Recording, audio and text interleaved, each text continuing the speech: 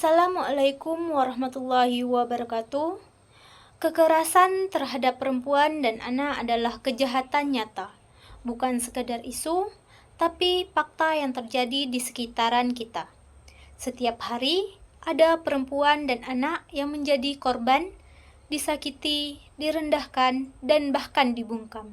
Ini bukan urusan pribadi, ini adalah masalah kemanusiaan yang harus dihentikan sekarang juga. Nah, perkenalkan kami dari kelompok 7 yang terdiri dari 3 orang. Saya Erpa Apriana dengan NIM 2205020016.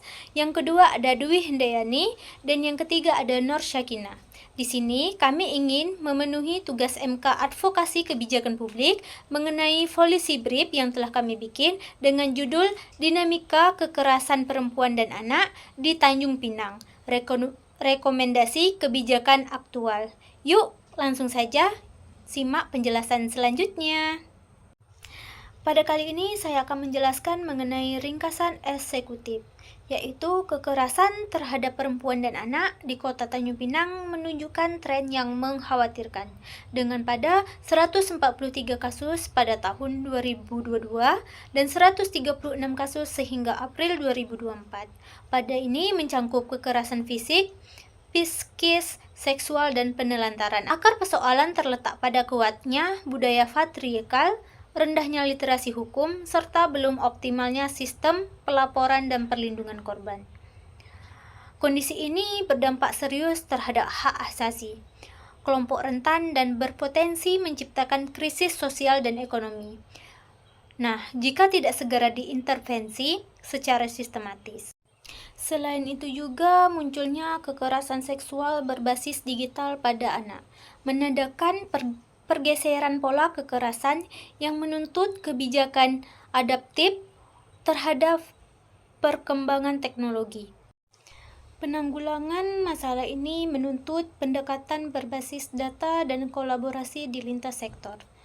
Nah, pemerintah daerah melalui DP3APM dan UPTD PPA perlu memperkuat kapasitas kelembagaan, meningkatkan sistem pelaporan digital, serta menyediakan layanan pemulihan yang terpadu.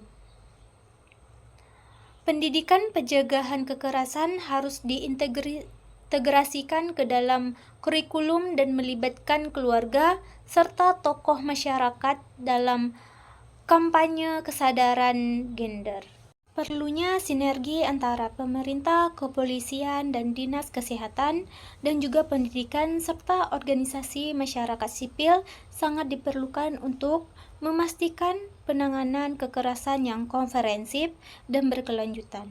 Nah, pelaksanaan kebijakan ini harus menjadi tanggung jawab bersama dengan koordinasi utama oleh pemerintah daerah dan dukungan aktif dari seluruh elemen masyarakat.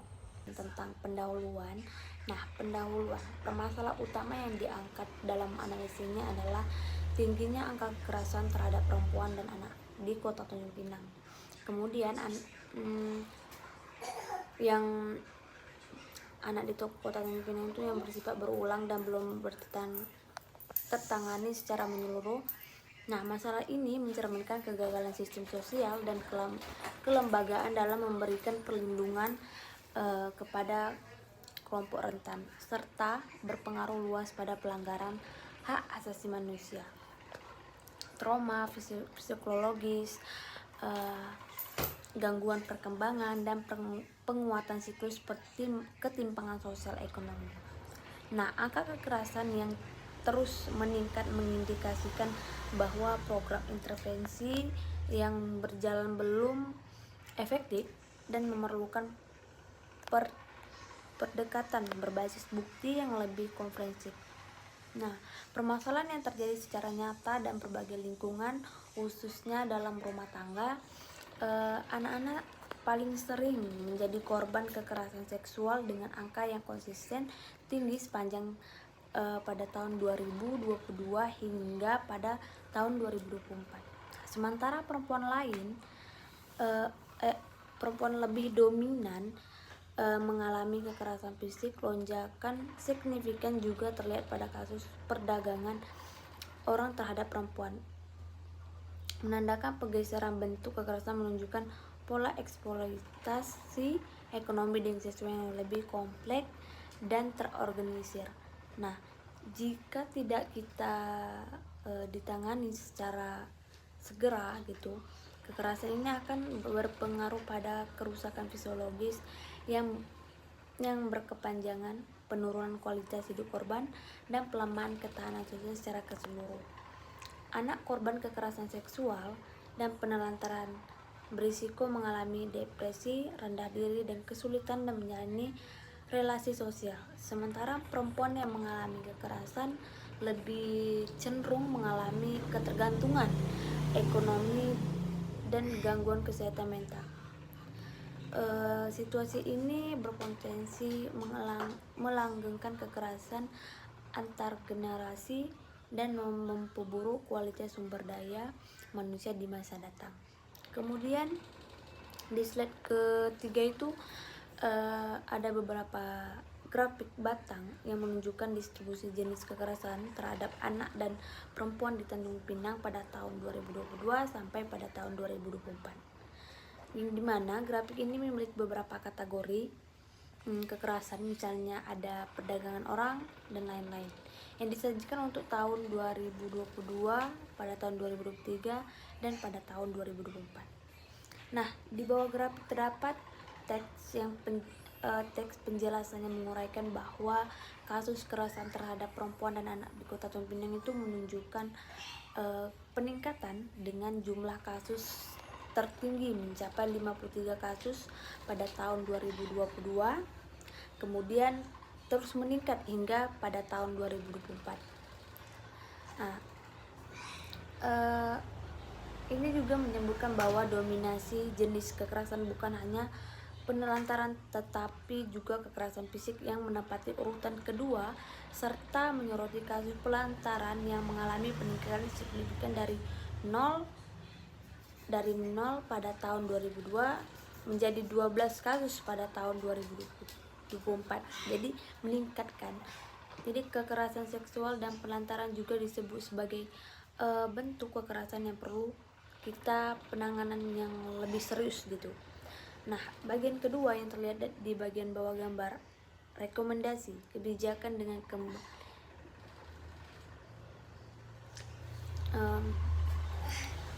kemudian secara keseluruhan gambar ini adalah bagian dari